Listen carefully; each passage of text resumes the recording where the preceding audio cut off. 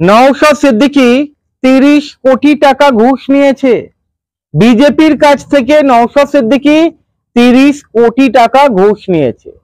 এমনই একটা অভিযোগ নওশাদ সিদ্দিকীর বিরুদ্ধে মার্কেটে রটানো হয়েছে।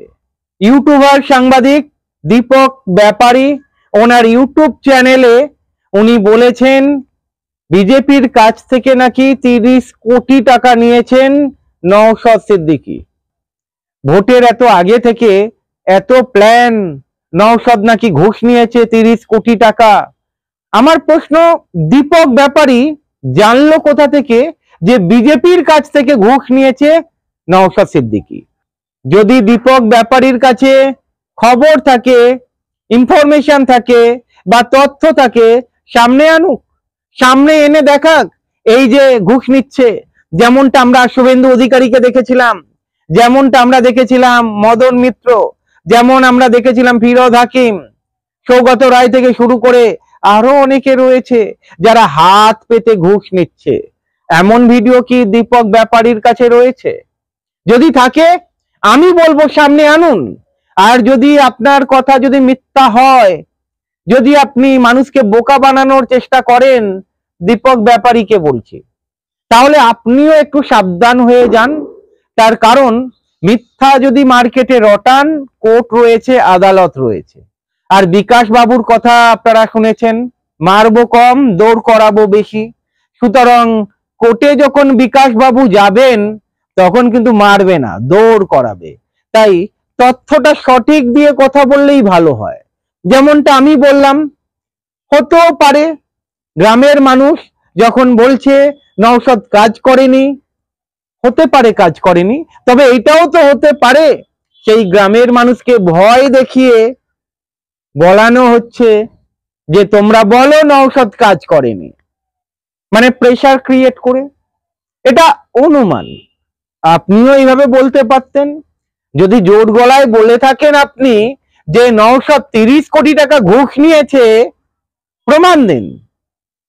আমার কাছে যদি এমন কোনো খবর থাকতো, আমি কি বলতাম আমি জানি না, ঠিক কি ভুল, তবে মার্কেটে কিন্তু রটছে নওশাদ নাকি 30 কোটি টাকা ঘুষ নিয়েছে।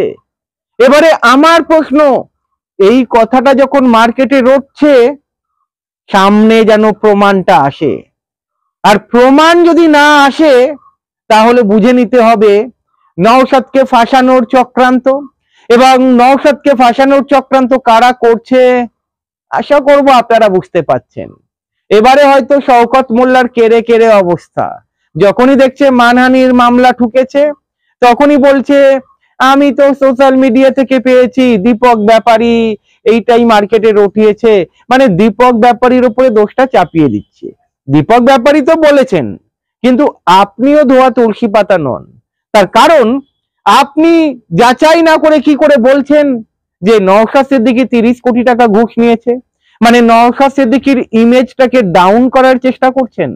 যাই হোক, এবারে তো বিকাশ বাবুর কথায় মারবো কম দৌড় করাবো বেশি, এবারে কোর্টে দৌড়ান।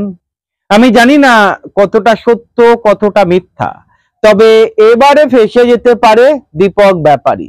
কারণ নওশাদ সিদ্দিকী গেছেন কোথায়?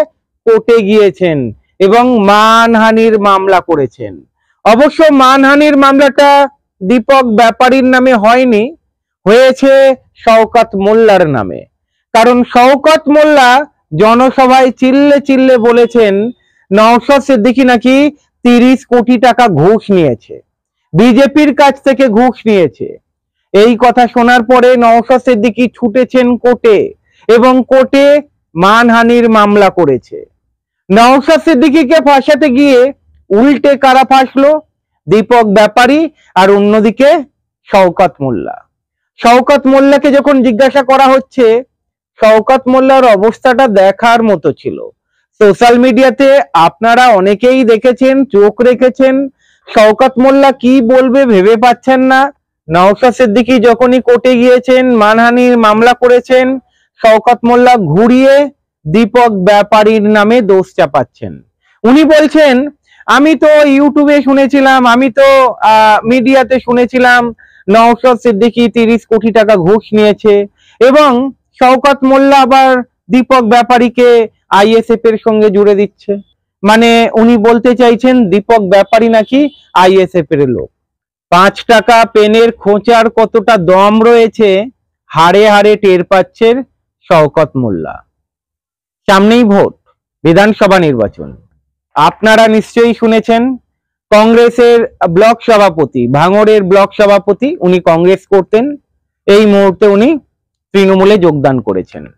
তৃণমূলে যোগদান করেই হুঙ্কার ছাড়ছেন নওশাদ সিদ্দিকী কিভাবে জিতবে উনি দেখে নেবেন, নওশাদের কত দম রয়েছে ওই লিডার নাকি দেখে নেবে। এই নিয়ে বিশাল একটা জনসভা দেখা গিয়েছিল। ওই যে তৃণমূলে যোগদান করেছে কংগ্রেসের ব্লক সভাপতি, ভাঙড়ের ব্লক সভাপতি, সেই নিয়ে শওকত মোল্লাকে পাশে নিয়ে যেভাবে হুঙ্কার ছাড়লেন সেটাও আপনারা শুনেছেন। এখান থেকে একটা জিনিস স্পষ্ট, সোজাভাবে জিততে দেবে না। মানে মানুষ যদি নওশাদকে ঢেলেও ভোট দেয় তবুও নওশাদ জিতবে কিনা সন্দেহ রয়েছে। কারণ যেভাবে হুঙ্কার আমরা শুনছি তৃণমূলের একাধিক নেতার কাছ থেকে, তৃণমূলের নেতারাও হয়তো বুঝে গিয়েছে নওশাদকে হারানো অতটা সোজা হবে না। যাই হোক, সোজা আঙুলে যদি ঘি না ওঠে আঙুলটা তো বেঁকাতে হবে, এইটাই বোধহয় তৃণমূলের কথা। অন্যদিকে ভাঙড়ে আমরা কি দেখছি, ভাঙড় বিধানসভার আন্ডারে সোশ্যাল মিডিয়াতে ভাইরাল হচ্ছে বহু মানুষ এমন রয়েছেন, মানে গ্রামের মানুষ, তাদেরকে দিয়ে বলানো হচ্ছে না এটা সত্যি কি হয়েছে জানি না, কিন্তু সোশ্যাল মিডিয়াতে যেটা শোনা যাচ্ছে নওশাদ নাকি কোনো কাজ করেনি, তাই নওশাদকে ভোট দেওয়া চলবে না, সাধারণ মানুষ বলছে। কিন্তু সোশ্যাল মিডিয়াতে দেখেছেন জিজ্ঞাসা করা হচ্ছে আর ওই সাধারণ মানুষ বলছে নওশাদ সিদ্দিকীকে ভোট দেবো না এবারে, নওশাদ সিদ্দিকী কোনো কাজ করেনি, কোনো দেখা পাওয়া যায়নি নাকি ওনাদের এরিয়াতে, এই ধরনের ভিডিও পাবলিশ হচ্ছে। সামনে বিধানসভা, আর বিধানসভার আগে জিততে তো হবে তৃণমূলকে, আর জেতার জন্যে আপনারা জানেন ভোটের ময়দানে মানে যে কোনো কিছু করা যায়, তাই নওশাদকে হারানোর জন্যে ফন্দি ফিকির প্ল্যান অনেক রকম হয়। দেখুন, আমি জানি না আলটিমেটলি নওশাদ সত্যি ভাঙড়ের জন্য কাজ করেছে কিনা, তবে আমার কাছে যতটা খবর রয়েছে কিছু কিছু এরিয়াতে নওশাদ পৌঁছাতেই পারিনি, নওশাদকে কাজ করতেই দেওয়া হয়নি।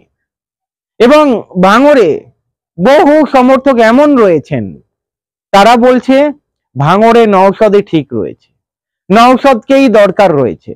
তবে ওই যে যেটা বললাম, ভোটের এত আগে থেকে এত প্ল্যান, নওশাদ নাকি ঘুষ নিয়েছে 30 কোটি টাকা। আমার প্রশ্ন, দীপক ব্যাপারী জানলো কোথা থেকে যে বিজেপির কাছ থেকে ঘুষ নিয়েছে নওশাদ সিদ্দিকী?